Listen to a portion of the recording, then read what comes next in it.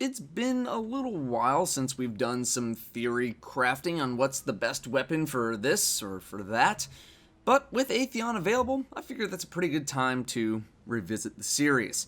Atheon features a 30-second window of insanely high damage output potential, but this is most of the time more like 20 seconds, maybe 25 seconds.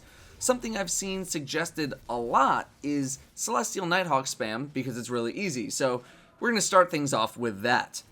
Unfortunately, Celestial Nighthawk spam isn't really optimal for damage. While you do get unlimited super energy, it still takes time for the game to fill your meter, go through the animation, aim, shoot, wait again, etc.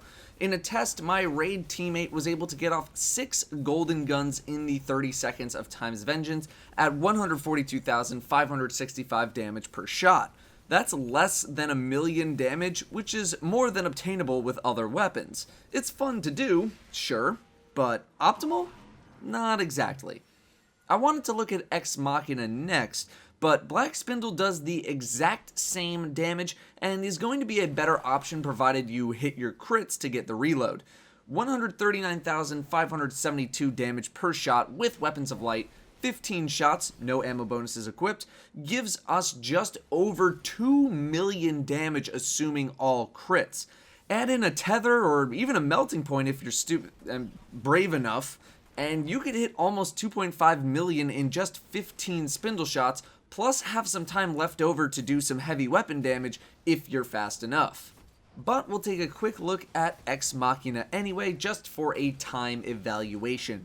I was able to get off the 15 shots that I had with Ex Machina in what I would call an average amount of time with Time's Vengeance, although I guess it does cut it a little bit close. However, on a non-crit on one of these snipers, we're only hitting for 55,829 damage.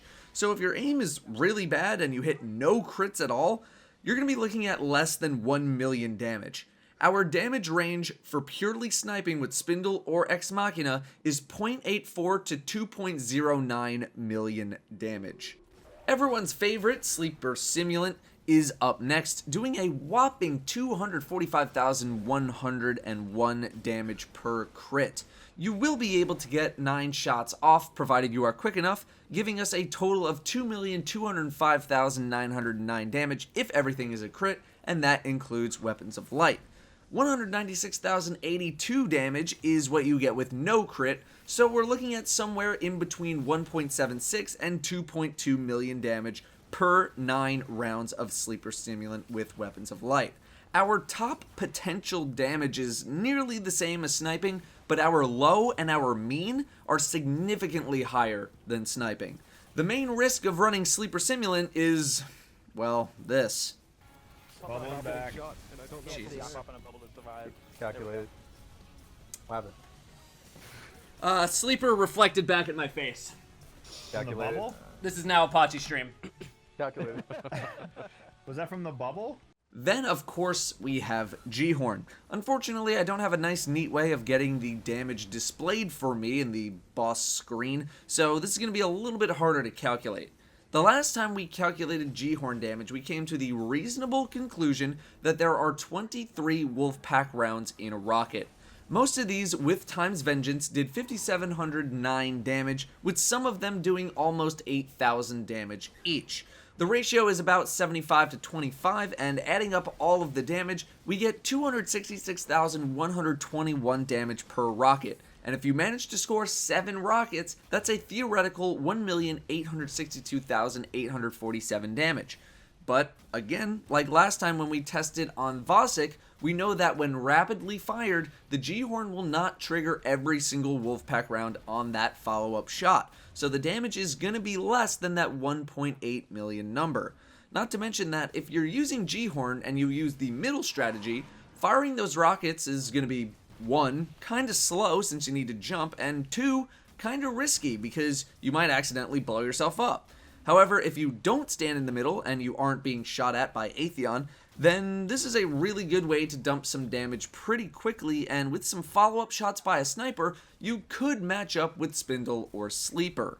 Of these weapons in particular, my recommended loadout for Atheon is any non-exotic VOG primary weapon, specifically for killing oracles, Ex Machina, or as close to an equal sniper that you could get, and Sleeper Simulant.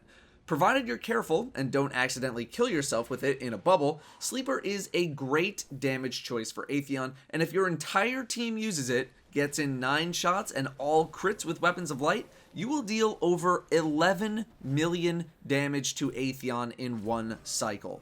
Add in a tether for flavor if you want, and that is basically a guaranteed one cycle of Atheon, provided that there isn't any awkward movement, which can happen.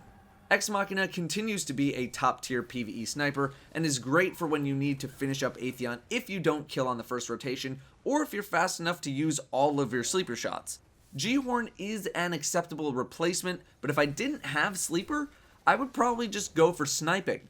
Black Spindle is technically the best option because if you hit all your crits, you deal over 2 million damage and then get to follow up with more damage. The issue with Spindle is that sometimes Atheon will patrol around, making it harder to get crits. Atheon's crit spot is a little weird itself, and then the most likely event, you just miss a shot. The risk involved with Spindle is just probably not worth the reward compared to an average run with Sleeper Simulant.